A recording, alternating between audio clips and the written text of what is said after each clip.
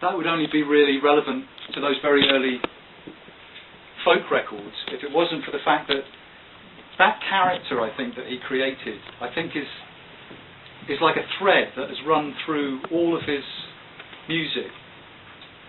He's legendarily diverse and constantly changing. What is it that makes you feel as though all of these things are somehow a thread on what, chapters of one story, rather than just a sort of constant turning right? You feel, you're struck by the diversity, but you also feel these things are pearls on a string. And one of the things that keeps the string, obviously, is his voice, the continuity of his voice. And it's interesting in a way that he's got such an odd, distinctive voice, and he always had a succession of odd, distinctive voices. He sort of sidesteps the literary theory, the whole idea of the death of the author, the idea that you can't know that there's a personality behind the text, that's an unwarranted assumption, that you shouldn't be trying to interpret a text in terms of a personality which is only what you're constructing out of the text and saying, did the author think this, did the author mean this, did the author feel this? All of that is assumption. All you have is the text. Dylan, in a sense, poetry kind of takes a jink around that, it seems to me, with Dylan, because in the centre of Dylan's poetry, or art, whatever you want to call it, is always the physical presence of the author. There's the voice, the sound of his voice, which is the bodily thing of his voice. So there is always that personality in the middle of the art. It's always coming through a distinctive personality.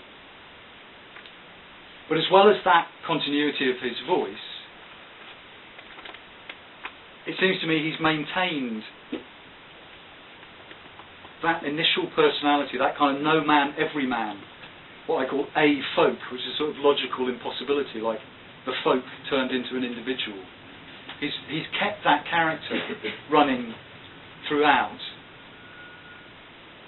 And it's not very striking until you start to think about all the things that he never does in his songs that he must do in real life. That Bob Dylan would never go to a business meeting on one of his records, or even log on to the internet, or use a computer, he barely flies in aeroplanes, or it's fairly rare even to get him in a car. He says even in 1970 he's got a line, automobile coming into style, coming down the road for a country mile or two, as though it's 1907, not 1970, sort of like the automobile has arrived.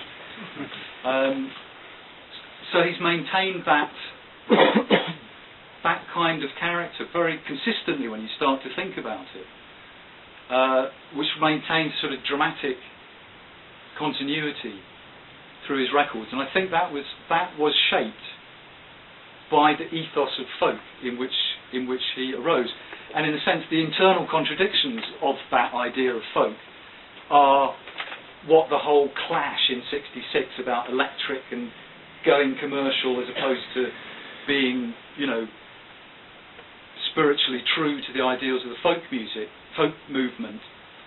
He sort of dramatised an internal contradiction. This whole thing that folk, American folk anyway, had always been deeply commercial.